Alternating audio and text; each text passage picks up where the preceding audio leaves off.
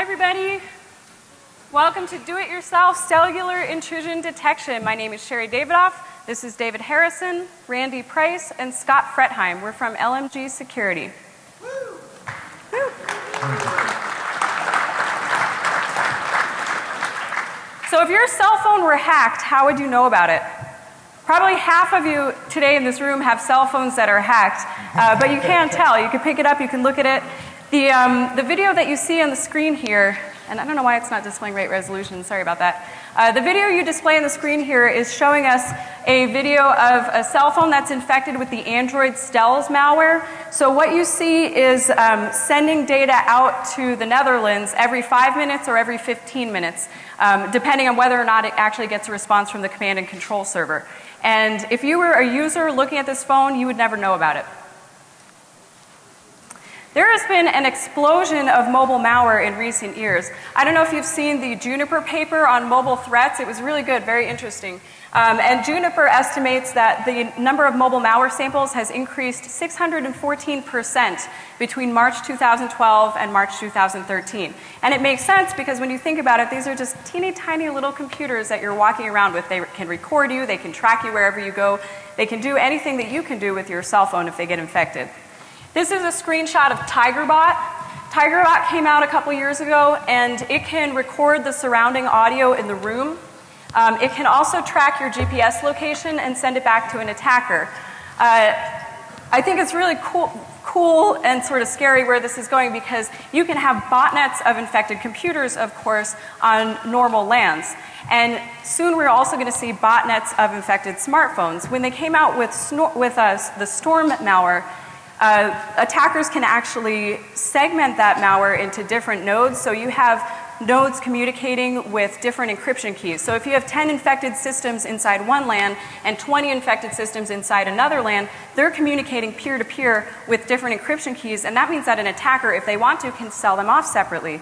Similarly, with smartphones, attackers will be able to identify mobile devices that are infected. They'll be able to tell what physical area they're in and segment them into different botnets for resale. So you could say, I have 10 devices, 10 infected bots inside this Department of Defense building. I have 20 infected bots inside Hack Me Inc. How much do you want for them? Maybe they're worth different amounts to different attackers. Mobile malware can record surrounding audio. It can track you wherever you go. It can intercept text messages. It can send out your contacts list to the attacker, which is something we're going to show you later today. And in doing so, they get more lists of people to attack the same way that spam works with normal email. We're probably going to see a lot more text spam the same way we see email spam. It can, of course, capture your passwords and keystrokes and control your phone or tablet in the same way you can. This is a chart that we made using the Argus tool of the phone home traffic for an infected black hole exploit kit. This was an infected laptop, and each one of those bars represents a time that it communicated outbound to the attacker's system. So this was over a 24-hour period. All the normal Windows traffic has been pulled out, and you can see it phoning home to systems. Actually, I think first it phoned home to Ohio, and then it switched IP addresses. You can see that little blip there. And it started talking to another system in Taiwan. The same thing happens with smartphones. The Android Stealth malware by default phones home, or at least the sample we were analyzing, phoned home every 15 minutes. So you would see a chart that looks very similar to this with your smartphone, and of course the user would never be able to tell. Now, on LANs, enterprise security professionals have the option of inspecting network traffic. They can make charts like that. So even if there's no host-based antivirus installed on a laptop, we can still tell if a certain laptop is infected based on the patterns of traffic that it's creating on the network. We don't have that same option with cellular devices that are physically within our enterprises. And that means that people could be sitting in meetings, having their audio recorded, or just have devices that have corporate information on them. Or even in your home environment, this is also true. You might be sitting around having your audio recorded and never know it, or having your activity tracked, and you don't have the ability to inspect your traffic to tell if some third party, whether it's an attacker, whether it's the government, is collecting information from your device and sending it outbound. The problem is that cellular traffic is invisible to the key stakeholders who really care about those devices the most. One of the folks in our last talk asked if Verizon could tell if their phone was infected, and probably they could if they were inspecting that traffic, but they don't have the resources to be able to chase down every single infected phone. Nobody cares about your smartphone as much as you do, unfortunately. So what is the solution? We propose a cellular intrusion detection system. Within the past few years, companies have started selling these little femtocells, basically miniature base stations that are designed to allow you to create stronger cell signals in places where you might not otherwise have them. They're being marketed to home users, so you can get one of these, plug it into the wall in your house, your cell phone connects to it, and then it routes that traffic across the internet back to your cell phone provider's network. In this case, we were playing around with the Verizon Samsung femtocells. They're fairly inexpensive. This entire project to build a cellular intrusion detection system cost $285. We used both the Samsung SCS2U01 and SCS26UC4 devices, and it would probably work on other models as well. Our goal is to enable defenders and people like you and me to be able to detect when our cell phone is being hacked and when third parties are monitoring our traffic. So we gained root on the commercial femtocell, the Verizon femtocell, and then we modified the Linux open source software on it so that it started exporting traffic, and David will go into this in more detail in a few minutes. Then we sent it off to a separate system, which embarrassingly only cost us $44 on eBay. It was an old Dell Optiplex. That system happened to be was running Snort, and we created custom Snort signatures so that when we infected a phone with the Android Stealth malware, Snort would actually detect it and alert upon it. So our roadmap for today, number one, we're going to step through the femtocell modification process and show you how we did it so you can do it yourself. We're going to show you examples of cellular traffic. We learned some interesting stuff from poking around. We're going to do a demonstration in which we actually boot up the femtocell and show you how it gets modified in real time. And then we're going to show you a little video of our experiment in which we infected a phone with the Android Stealth malware, captured the traffic, and then used the Snort IDS to alert on malicious traffic. So you'll see those alerts pop up. Then we're going to do a detailed walkthrough of the Android Stealth malware and show you how it communicates. And finally, Scott and Randy Price did the device forensic analysis, so she'll show how it corroborated with the network forensics. And Scott Fretheim is going to show you how he took over the Android Stealth malware and controlled it. So we got a lot to cram in here. There's also a detailed white paper that we put up. It's 77 pages, lots of information for you afterwards. lmgsecurity.com/blog. So who are we? We are LMG Security. We're a security consulting and research firm. We kind of support our research habit by consulting. We do penetration testing, vulnerability assessments, digital forensics, and more. We also teach the Black Hat Network Forensics class, and that's part of where the idea for this project was born, because we thought to ourselves a couple years ago, hey, mobile network forensics, that's the wave of the future. Let's just grab some packet captures on cellular networks and start studying them and write a class about it. And it turned out it wasn't so easy. It's actually hard, really hard, to get access to this stuff. If you have $300,000 to spend, you can probably get some telecommunications equipment, but that's not really an option for most of us out there. Our core project team, myself, I'm the founder and senior security consultant and the author of Network Forensics, Tracking Hackers Through Cyberspace. David is our lead research scientist. Randy is our certified forensic examiner. And Scott is the head of our penetration testing team. I really want to give a big shout out today to ISEC partners. Thank you guys so much for lending us some of your hardware to use for this demo. We really appreciate it. So here's the parts list. This is all you need to make your own cellular intrusion detection system. First, you need a femtocell. You can get it used.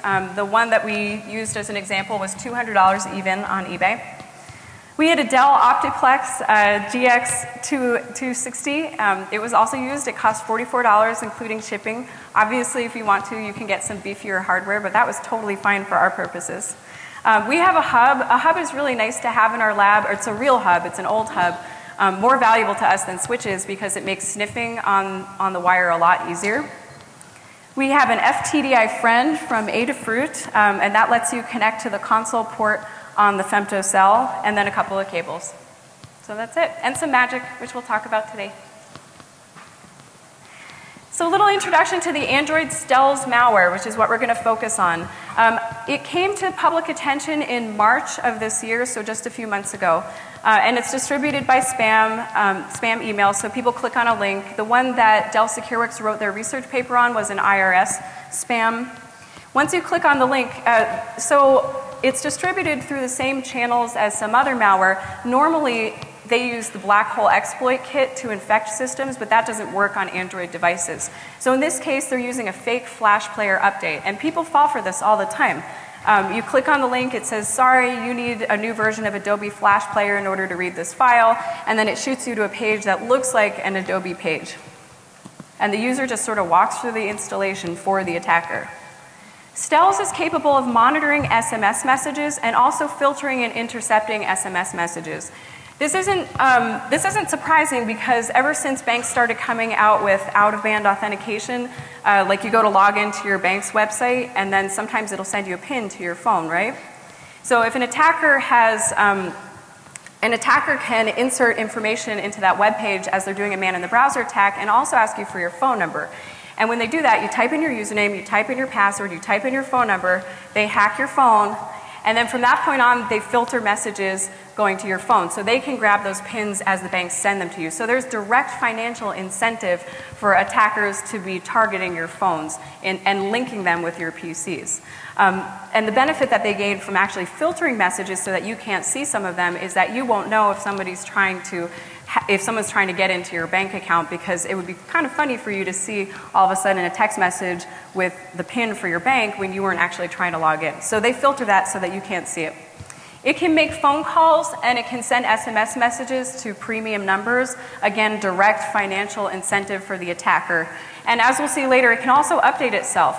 So any behavior that we don't see in it right now, they could totally add tomorrow. The behavior of this malware could completely change overnight if someone wanted it to. This is our RF shielded cage. As we were doing this research, we really wanted to do it right, and so we consulted with legal counsel extensively, and we also wanted to make sure that no one else's cell signals could possibly be captured as we were taking these packet captures. This device is something we normally use in our cell phone forensics lab. We have the only RF shielded cell forensics lab in the state of Montana. It includes AV, so you can actually see into the box, which is kind of cool, and you can record it. So David, do you want to talk about the ports? So yeah, let's talk a little bit about all this stuff you see up here on stage. So the RF shielded cage here, we're using, as we said, out of an abundance of caution, so we don't end up accidentally capturing your traffic. Now, these femtocells can be configured to only connect to certain phones. But in addition, we wanted something that was an absolute guarantee that we wouldn't accidentally get someone else's traffic that wasn't ours. So on the side of this box here, you can see there's a number of configurable ports. The first of which is currently set to be a Ethernet jack, a filtered Ethernet jack for the backhaul to Verizon's network. We then have, a USB port that connects to the FTDI friend that's inside that we will use for serial communication. We also added on the instructions and with the help of the manufacturer, Ramsey, added a SMB connector so that we can route GPS in. One of the requirements is, and one of the challenges of doing this demo inside of the middle of a hotel is that you need GPS lock in order for the femtocell to boot up.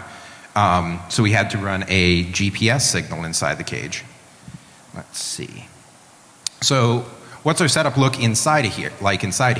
This is the other side of the exact other side of those ports. We've got that GPS antenna, the Ethernet cable, and the cable running to the USB cable running to the FTDI friend, which then has a little hacked together custom breakout to a HDMI cable where Samsung put the serial console on 2 ports of an HDMI, or 2 pins of an HDMI port that's in the bottom of the thing.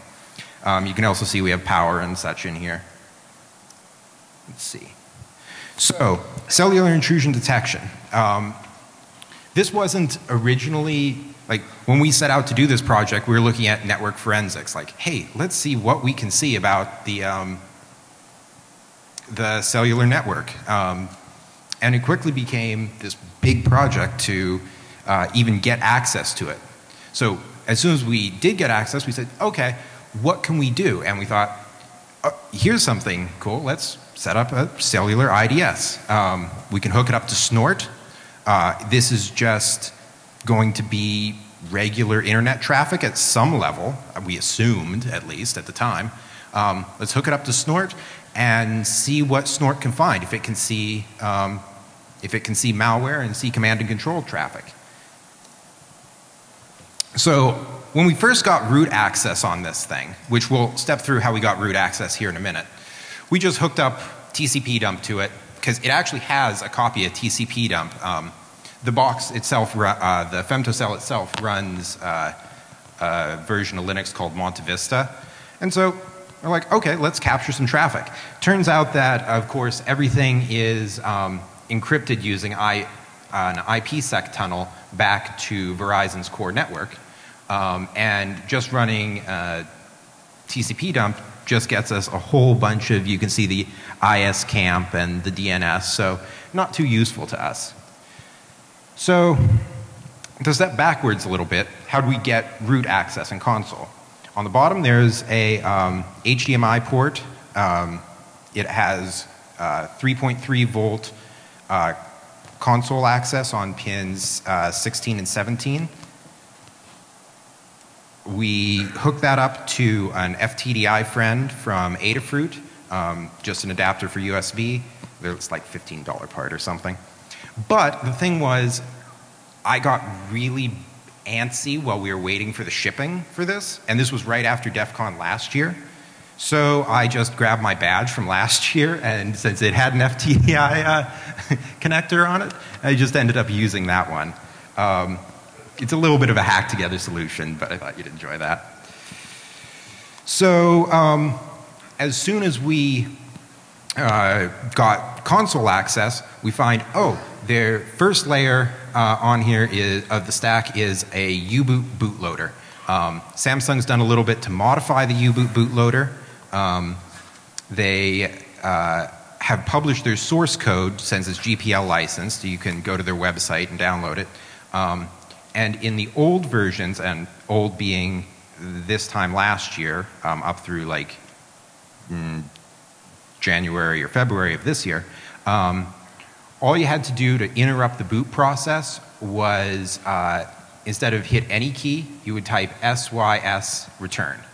And the thing is, the code for that was in Samsung's published source code. So, and we actually didn't figure that out. That was another gentleman who I'm spacing his name, but it's in our white paper, linked to his blog post about it. So we took that, and okay, we've got root access. So then we just did init equals bin sh as to get root access, and then we stepped through the boot up process manually, since the init scripts don't run. We then started looking at the networking connections. We saw there's DHCP going on, there's the VPN tunnel that I talked about a little bit ago, and it has IP tables. It's using that to filter out certain, so that only Verizon addresses can connect to some of the services. But we're like, hey, since we saw TCP dump wasn't working, let's see if we can get access through IP tables. So that was a good enough idea, but the problem was that what's on there is very bare bones implementation of IP tables 137. No NFQ, no T command, no way to copy off and route traffic. There's not even a logging facility built in. It's an embedded system. It's not that surprising.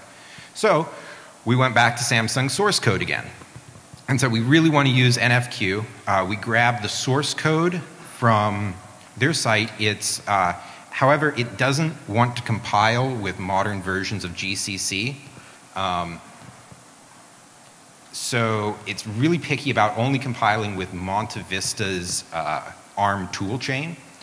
Now, that encountered the next problem, which was that Monte Vista doesn't openly, despite everything being GPL licensed, they don't openly distribute that. They only distribute their toolchain and such to vendors and their direct customers. However, one of the customers is Texas Instruments, who makes the OMAP series of boards, which often use Monte Vista Linux.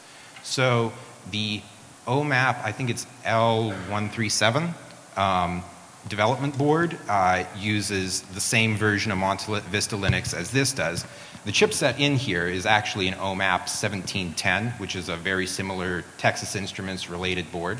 So if you go to the TI website, you can grab the toolchain for Monte Vista Linux. We use that to then build the kernel modules for NFQ and all of its dependencies like contract and such. So we got all those binaries. What NFQ does, if you're not familiar with it, it pulls packets out, it route them with a rule in IP tables, send them to Q0 or Q1. Then you have a user space program, pull off the first one in the queue, mark it as, do whatever you want to with it. You could modify it, send it back. In this case, we're just marking it as accept this packet, sending it back, and then sending a copy of it out to standard out, which we'll then pipe to netcat and do fun stuff with here in a minute. So, oh yes, here's all that stuff I was just talking about. Got ahead of myself. Kernel modules, IP tables. So, we wrote a little C program that we just then compiled statically for ARM that just pulls those, the packets out of the queue, sends them off. This is an ARM 926EJ processor. What we did for rather than dealing with cross compilers, was just started up a Debian ARM emulator in QEMU. I found that to be much simpler solution for compiling binaries, because you don't want to, cross compiling makes my head hurt sometimes. So the netcat, we wanted to get traffic off of this thing as quickly as possible. It doesn't have much power. It's a pain to work with. Word to the wise, if you do this, there is, by default, Control-C is not bound to sigterm.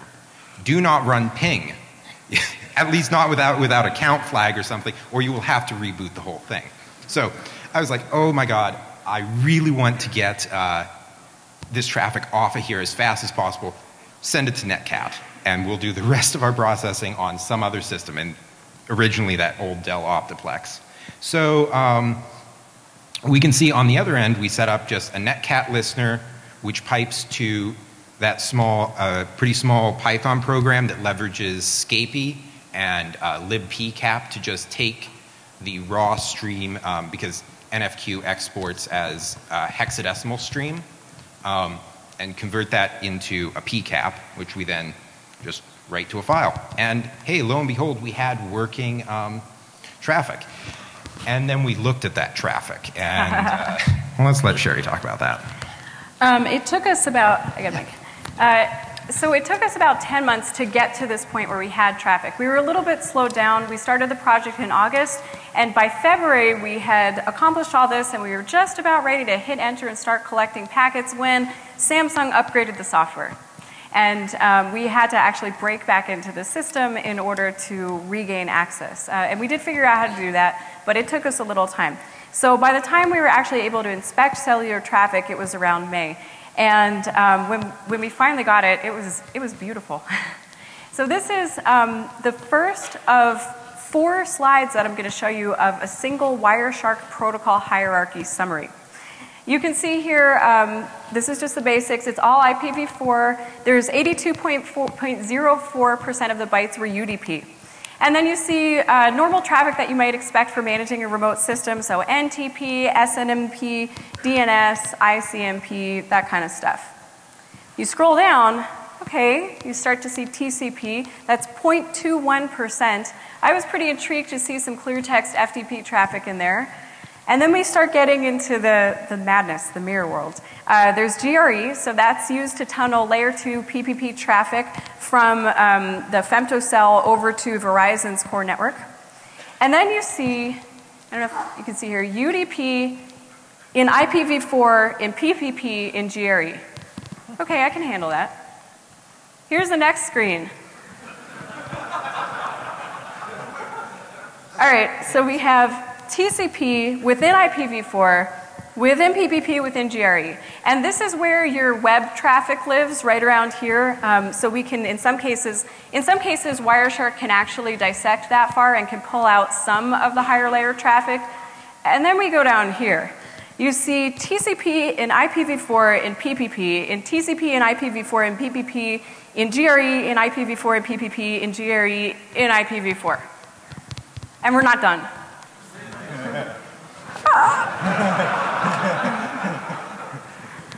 I don't know how far this rabbit hole goes. It just kept going and going and going. So David didn't believe that this was actually real. I just figured it was some kind of a bug or something in Wireshark. Yeah. So he made me go find some of these packets. Here's an example.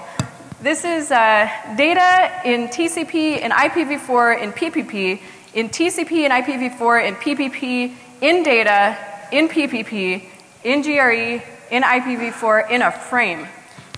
Keep in mind, this is before it gets stuffed into an IPsec tunnel and sent across back to Verizon. Yeah. And I know the ISEC partners guys were tethering all of this over another phone also, so. Sounds like Dr. Seuss. Yeah. Yep, Dr. Seuss, yep. So here's an example of the FTP traffic that we saw. It seems to be used for routine, and we're not going to dig into this stuff too much. It seems to be used for routine communications between the femtocell and Verizon. So it'll go out and this is all automated. It'll enter a password to an FTP server and pull down some configuration files, for example. So I just thought that was kind of neat to see the reconstructed stream here. The phone does mobile handset authentication using PPP CHAP. It's a challenge authentication response protocol, and we were able to write snort signatures based on that. So that means that anytime the phone joins the femtocell, we have a little snort alert that pops up. The string that the Verizon network responds with is "Welcome to the Samsung BSS something something." So you can tell as soon as there's a new device connected to your femtocell, which is kind of handy, especially if you do end up deploying this on your home network or on an enterprise network. And you can restrict it also so that it only connects to specific phones as well, which I would recommend doing if you're inspecting traffic, of course. So we also wrote a custom CDMA 2000 protocol dissector, and CDMA 2000, of course, is extremely complicated. And our efforts in this respect were hampered by the fact that Verizon didn't seem to be using the latest version of the standard, so we had to go digging through and figure out exactly which version of the standard that it was using. This is an example of the CDMA protocol dissector dissecting an A8 setup A9. So that's used to set up interfaces which are used to transfer user data. And this is available on SourceForge. As soon as we get to a clean network, so probably tomorrow when one of us is home, we'll upload this stuff. We ended up examining the Android data traffic most of all, and that's because the malware that we're using, Android.stels, actually transmits signals back to the attacker over HTTP. So we wanted to be able to pull out that HTTP traffic and analyze it and figure out how the bot was working. There were two kinds of GRE packets that we saw, and Wireshark was dissecting them differently. This was a default version of Wireshark.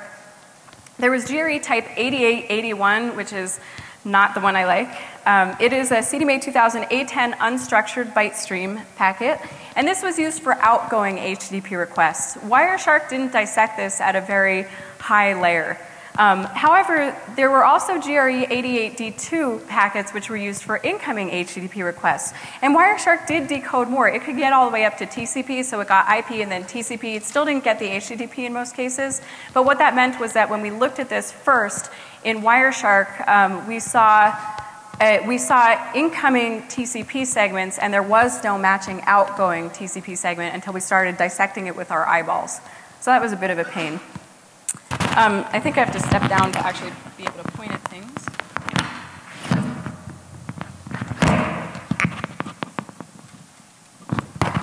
Sorry, sound engineer.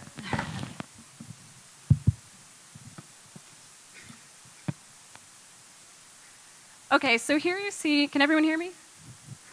Here you see a Jerry type 8881 packet.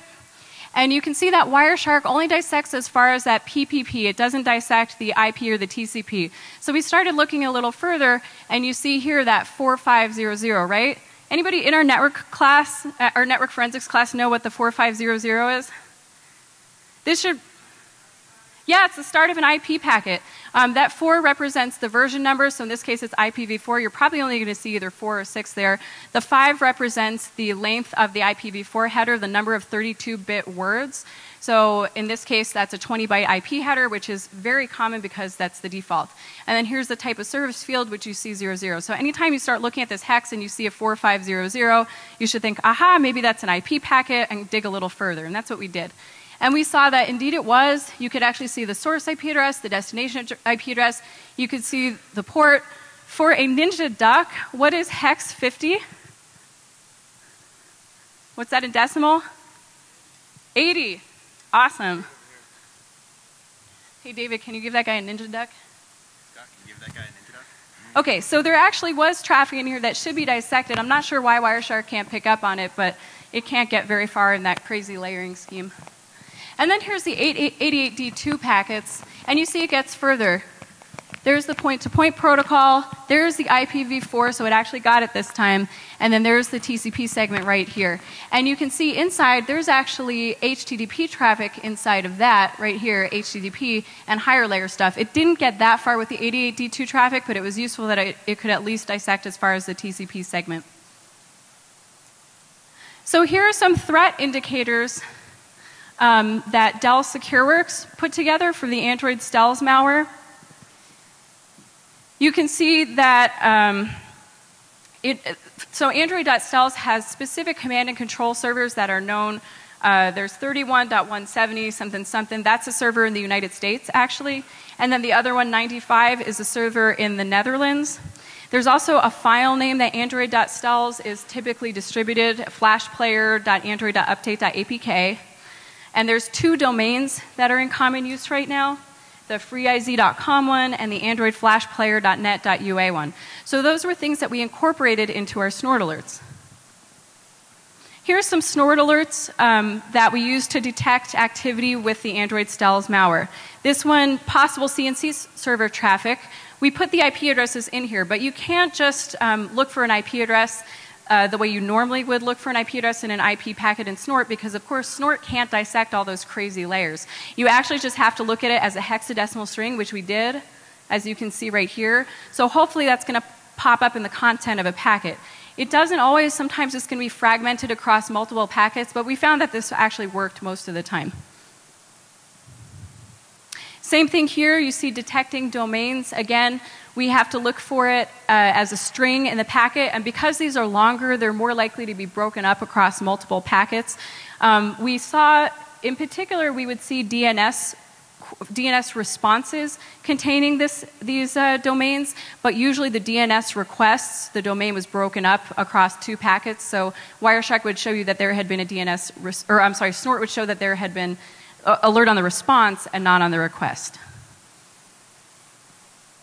And then if you want to detect the binary, of course, we could take a snippet of the binary itself and have Snort alert on that, and that worked really well.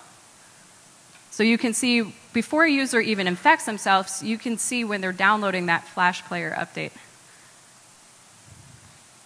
So now we're going to do a little demonstration. In our lab, I was the attacker.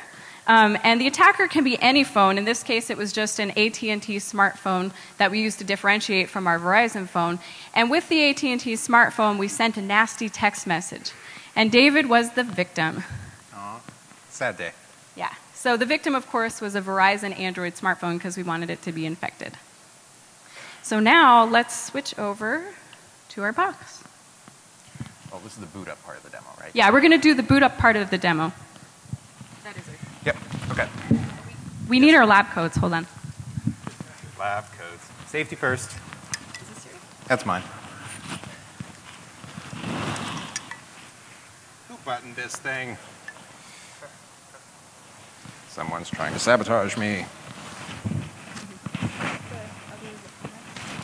There aren't two lapel mics. Here you go. Sorry for switching again, audio engineer. I know that's a pain. I used to do that for a living, so. Sorry.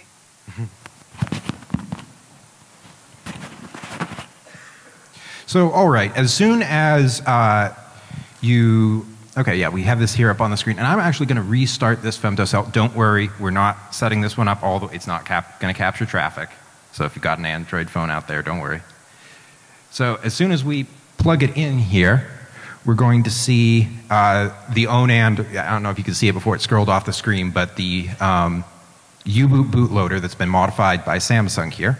And we've already set it to drop us into the command prompt. And let's see. So if you would type... Yep. Oh. I'm going through our script. Cool. So ONAND boot. Yes. So ONAND boot is a command that they added because the chipset on there uses the NAND software, or the NAND flash memory that's proprietary to Samsung. They added in support for that.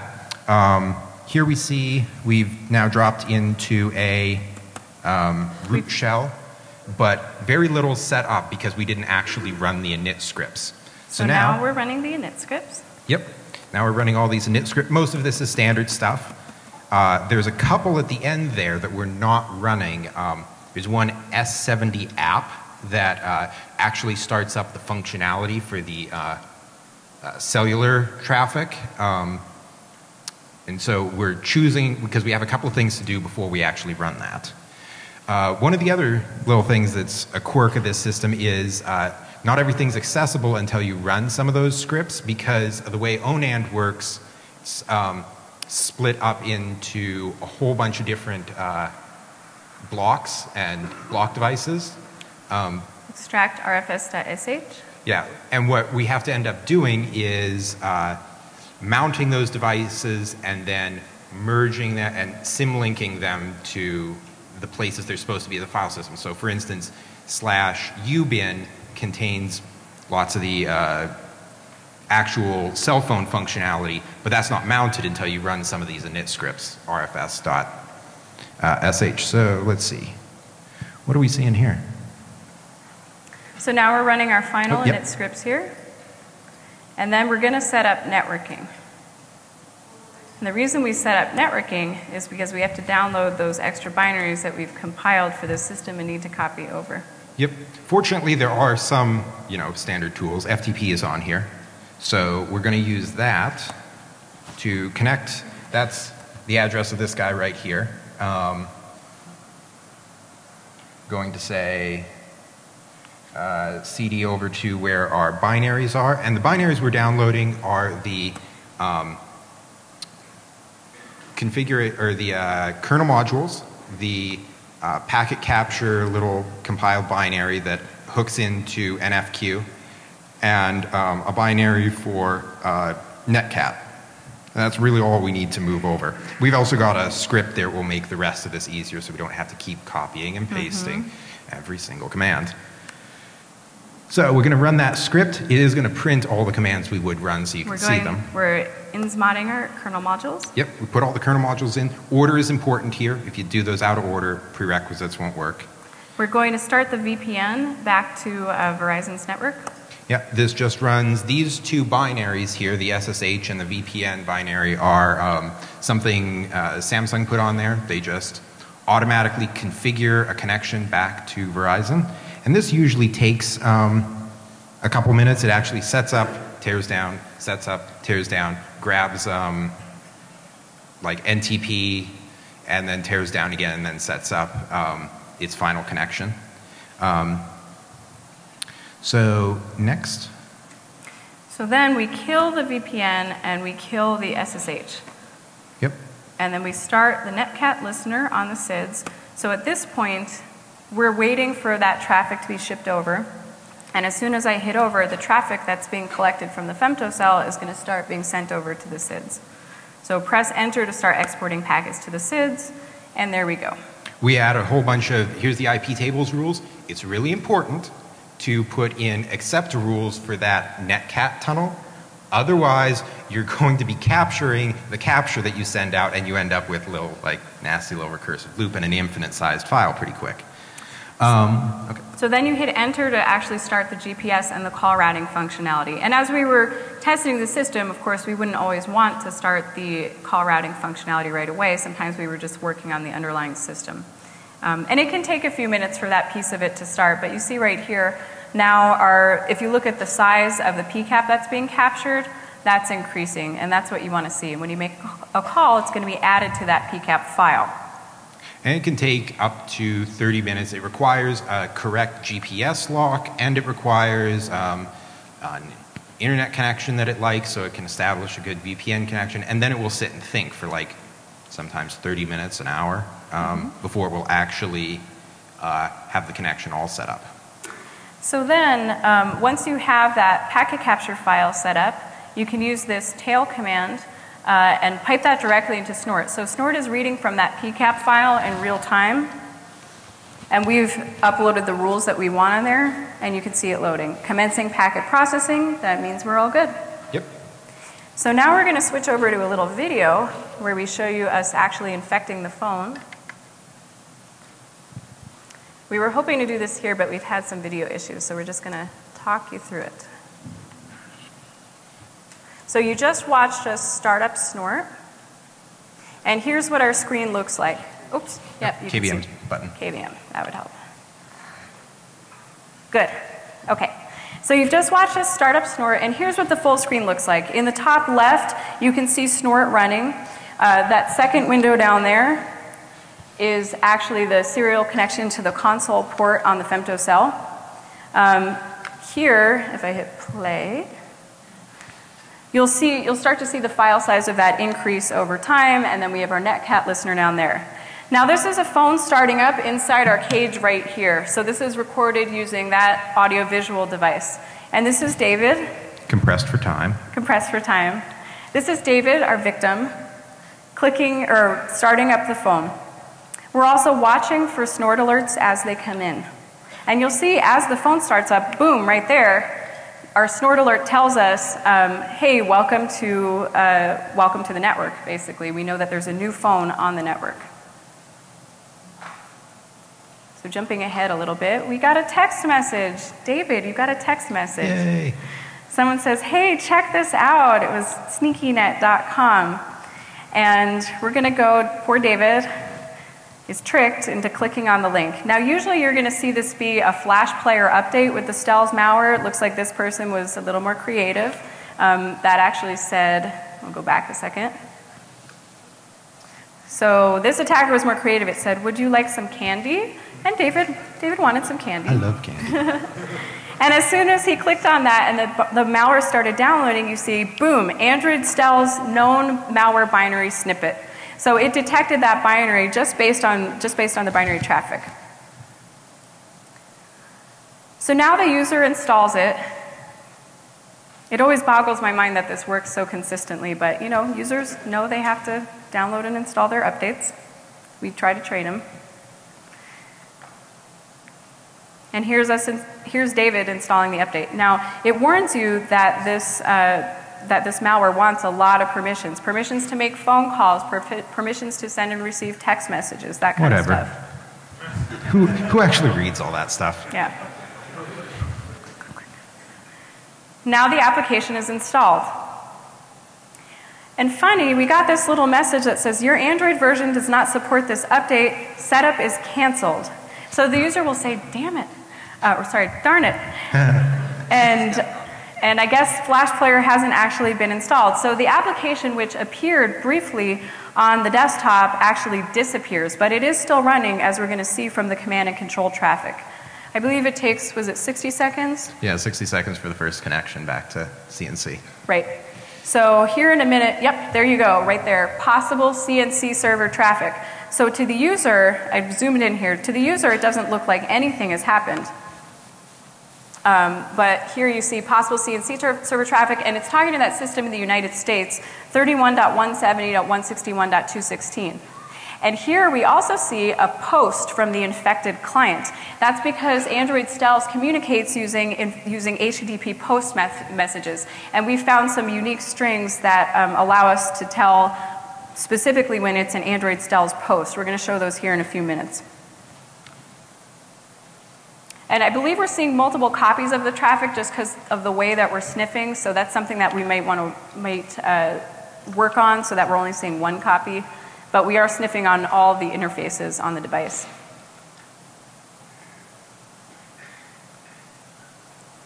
Okay. So here again, that phone is just sitting there, and every 15 minutes, it sends a command outbound. But the first thing that happens is it sends that post command to 31, that system in the United States, and it got a response saying, okay, change the CNC server address. So next you see it start talking to a different server, that 95 IP address right here, that's based in the Netherlands. And that 95 IP address said, remove SMS filters. So whatever SMS traffic was being filtered so that the user couldn't see it, it's removing those filters so now the user can actually see all of the traffic. That's nice.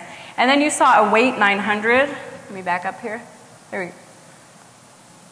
We saw await 900 command from our CNC server right here. That's 900 seconds or 15 minutes.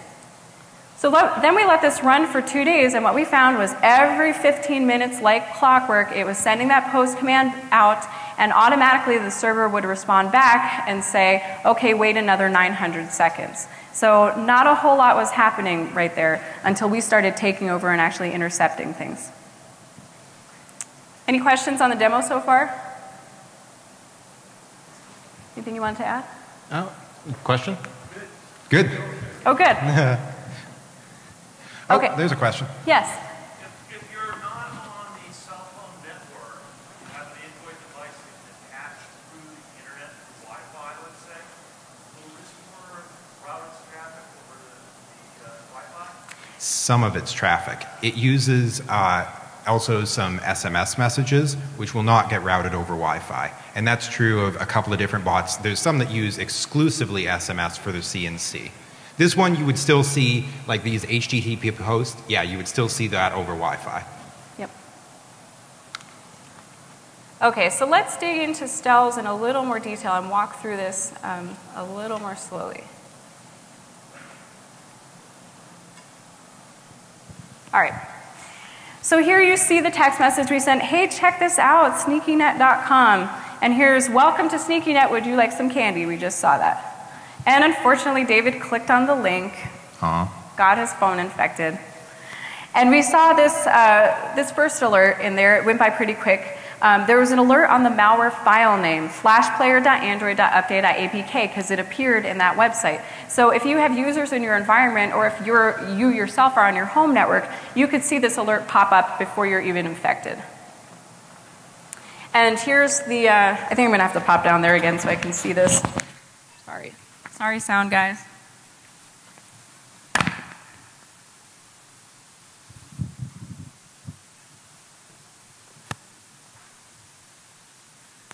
All right, so here you see the Android file name. It's actually part of the GET request right here, the HTTP GET. So it's buried in there, and it's cool because you can see Wireshark didn't dissect this, again, because it's probably one of the 8881 GRE packets. But you can see the 4500, the IP address, the 0050, which means it's port 80, and that correlates with the GET bad girl flashplayer.android.update.apk. The second snort alert that popped up was an alert on the malware binary snippet, the first 42 bytes. So after that GET request happened, we saw the first 42 bytes come up, and that came up multiple times, actually. Here it is in Wireshark. Now, because this was coming the other way, this was an inbound instead of an outbound HTTP message, Wireshark actually dissected it to a much greater level. We actually see the IP there. We actually see the TCP there. It didn't get the HTTP, but you can see here the start of the Android stealth malware binary, that PK that indicates it's a Windows executable file. So then you saw the Flash player with the nice Flash player icon. That means it's safe and really from Adobe. Downloaded onto the phone. And David used the package installer to install it. Here's a clearer version of what it was trying to do. Do we want to allow this application to see our messages, read your contact information? We'll show you how we controlled it to send out our contact information. It had full internet access. It had access to the storage on the smartphone, services that cost you money. So it can call premium numbers, and it can send text messages to premium numbers. And it can read the phone status and ID. Do you want to install this application? Why, yes, we do. Application installed. Here's what it looked like when it was first installed on the desktop. Then we got this message that said your Android version does not support this update. Setup is canceled. And then, boom, that was gone. But as you saw, it was still running in the background. Your mic's not on, David. No, go ahead. Honestly, I think they gave up at this point. The malware authors, they're like, oh, they're pwned now. We don't have to make it look pretty. They just put a white screen with text at that point. Yeah. Okay, so again, the user cannot tell that the phone is infected. This is invisible to the end user. And while this is going on, we saw the possible CNC server traffic, and we were alerting on that IP address just presenting itself as a string inside a packet. Here you can see a DNS response. So before it starts talking to that CNC server the first time, it has to do a DNS request for the domain, and then it's going to get a DNS response. In the request, the domain was broken up. In the response, it wasn't, so we saw the alert on the response.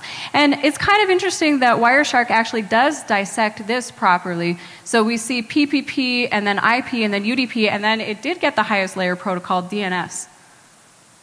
So a challenge to the audience, I will mail you a Ninja Duck if you fix these protocol dissectors. That's totally worth it. And we saw the earlier DNS request did not. Here's the fragmentation right there. There's the domain, and you can see it's cut off, .fr something something. The rest is in the next packet.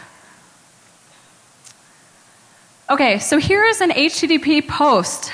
This HTTP post message is the actual Stell's command and control traffic. This is what the phone home message looks like when it's talking to the attacker's server in the Netherlands. So you can see here, PPP, Wireshark didn't dissect it, but you can see post/data.php. This post message was broken up across 23 packets, and I had to reassemble them manually, which was a real pain. Here's the first half of it. It's pretty long. It has that unique multi-part boundary right here, AABO3X, and that's pretty easy to alert on. You can just stick that into Snort. It sends the IMEI, the IMSI, so you can tell the phone's number from the post to the attacker, and the attacker can tell that.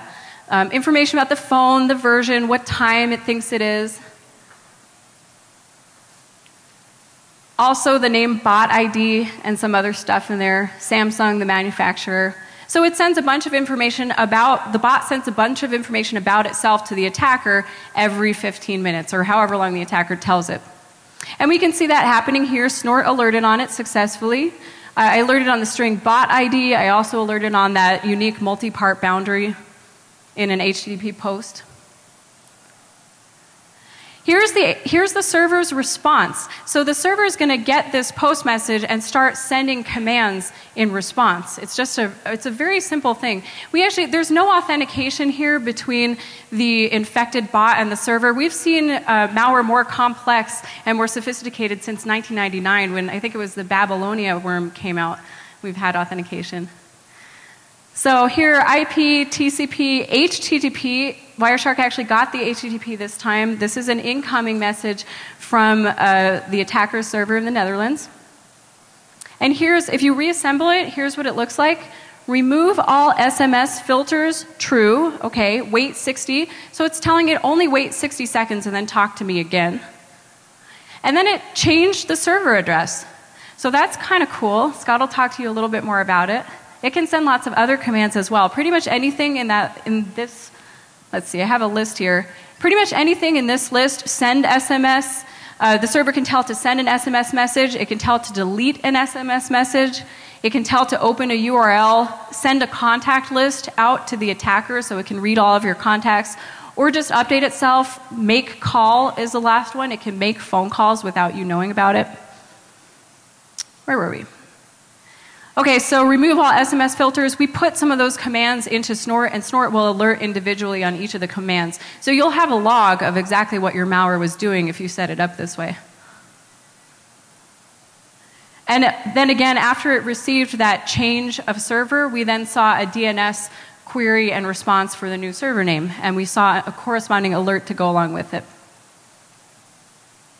So the bot sent a post to the new server then, over in the Netherlands, and it received a new response. This time that second server said, remove all SMS filters true, wait 900. So instead of telling it wait 60 seconds, the new server said wait 900 seconds every 15 minutes. This would still be pretty easy to see if you were watching your traffic in an enterprise. Every 15 minutes is still pretty noisy on the network, but the attacker could tell it wait a month, and it wouldn't phone back for a month, and that would be a lot harder to detect. So here's a screenshot. Our cellular intrusion detection system, CIDS, was successful. We alerted on the initial infection. We alerted on every phone home that the bot made to the attacker. And you can use this same method to detect infected smartphones in your environment, whether you're at home or whether you're at work. So now Randy Price is going to talk about the device forensic analysis.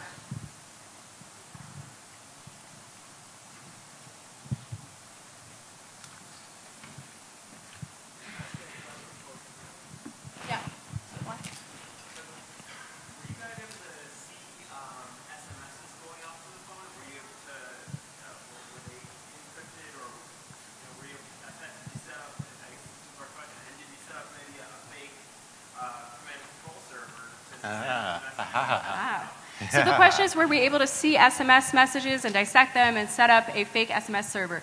We do have SMS traffic. I'm sorry, a fake CMC server. We do have SMS traffic. We haven't really had too much time to play with it, but that is definitely the next step that we're going to be poking around with when we get home. I'm hoping Tom Ritter will lend us his SMS dissector. The thing about the SMS is that it's not encrypted, but it's encoded. It's like reverse 7-byte or something. Don't quote me on that, but yeah. As far as the CNC, we'll get to that in just a sec. Okay. After capturing traffic from the infected phones, we conducted device forensic analysis. The forensic analysis corroborated findings from our network forensics analysis. We took a physical extraction of the Samson illusion with the Cellular UFED and after the phone had been infected in the testing lab. Please note that the, Please note, is that better? Okay. Please note that the infecting and the extraction were performed with an RF shielded test enclosure, which is shown here. Okay.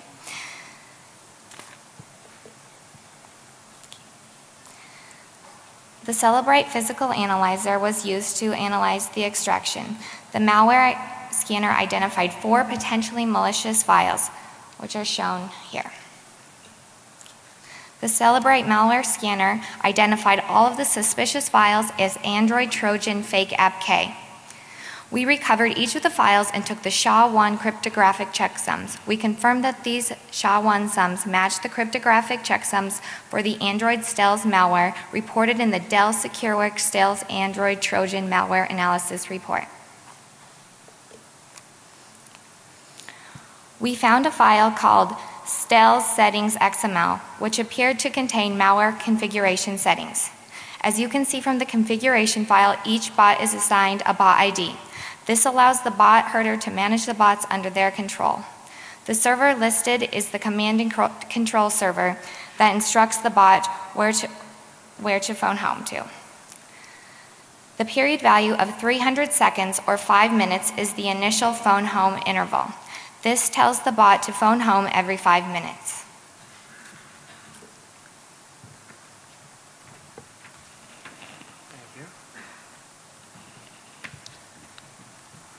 All right. Good morning, Defcon.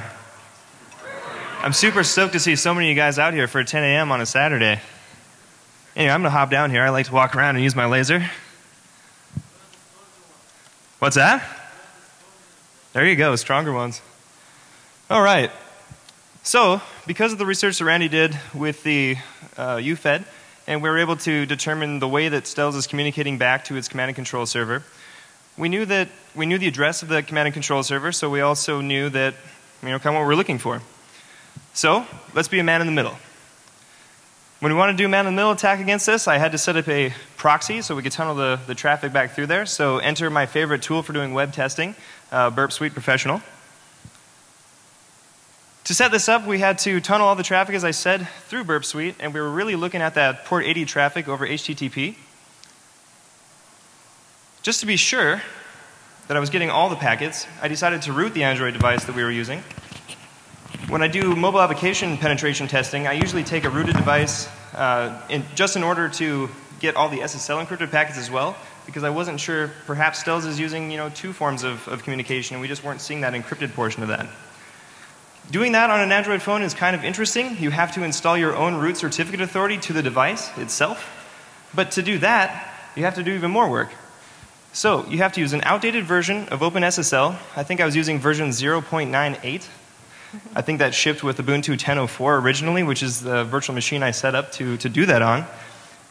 You have to create an MD5 hash calculation of the subject line of the certificate, append a .0 to that, and then install that into the several files down in the system directory of the Android device. And to do that, you have to have root on the device. Once I had root, I remounted /system as read-write and then installed that certificate to the correct place. And now we can see all the traffic running through that phone, no matter if it's a web application, if it's a just a mobile banking app. I can see all the traffic running through and actually intercept that using my proxy. In this case, I didn't have to end up doing that. All the traffic was going over port 80 HTTP, completely unencrypted. And let's take a look here. We turned on intercept, of course. So what I saw was, what Sherri had alluded to over here, we see remove all SMS filters, true. So it's not listening on that, it's using the HTTP method. It's saying wait 60, so it's telling it to wait 60 seconds before calling back. And we're seeing it set the command and control server here. So I got to thinking, well, I wonder if it's going to be this easy. All I had to do was replace the command and control server with a server that I own, and now my device is going to be calling back to me. So I did that, told it to wait 60. I still sent the remove all SMS filters true. And then I decided to wait. We got 60 seconds. Sure enough, it worked. And now it's calling back to me instead of the actual CNC server. Now, the server that I set up didn't actually send commands or do any control stuff. It would just get a 404 error. When the bot actually receives that 404 error, it does a timeout. And then you have to wait 5 minutes until you can actually start communicating with it again. So I was like, well, this is kind of troublesome. It's going to take me way more time to do my research. So instead, I just continued to keep intercepting all of the requests and telling it to wait 60 or wait 5 or wait 30, depending on what I was trying to do. I did find out that when I tried to set it to wait 2, wait 5 seconds, it would start going so fast that it would eventually time out, and then it would wait between 5 and 15 minutes before calling out again. So that was even less helpful. You can also adjust it for more extended periods of time. If you want to take a break and go out to lunch, you can set an hour. I found that pretty helpful. So controlling Stells, I wanted to see if we could actually tell it to export that contact list from the device. And sure enough, you can. I just had to set send contact list true, wait 60 seconds. And 60 seconds later, we see it send out that contact information. As you can see at the bottom of the page here, I actually got all of the phone numbers off of that device. And you can read that. It sent it right back to the attacker over here. And had I not changed that command and control server, the attacker now has all the contacts in my device, and they're probably now going to use those contacts to infect more phones. I find this to be really helpful, say if you're in an enterprise environment. I don't know how many of you guys have to manage IT where you're from. But if you have a device on your network, you know it's infected because we have a cellular IDS now. It's not always easy to find that device. And on top of that, you may have a BYOD policy where you've got employees coming in that own their own device, and now you can't actually gain access to it to clean that malware off. Using this method, we never even touch the device, and we actually protect that user by cutting off the head of the snake, so to speak. If the attacker is no longer communicating with that device, the attacker is not going to be able to steal that data. This buys us a lot of time to actually track that device down, get the appropriate permission, and get that virus cleaned off of there. Nice. Thank you, Scott. So that pretty much concludes our presentation. As you saw, we were able to infect an Android phone with Stells, just as a demonstration.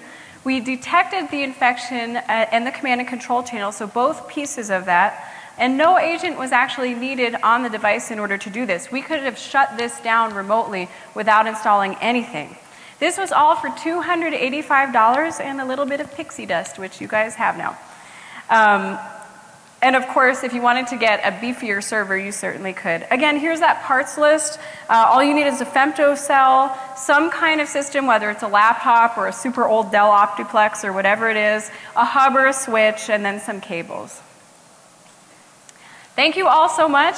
We're going to take questions. If anyone wants to see the demo a little bit closer up, what room are we going to be in afterwards? We're going to be tearing down in the... We're going to tear down and then we're going to move somewhere else. So feel free to come visit us. lmgsecurity.com/blog.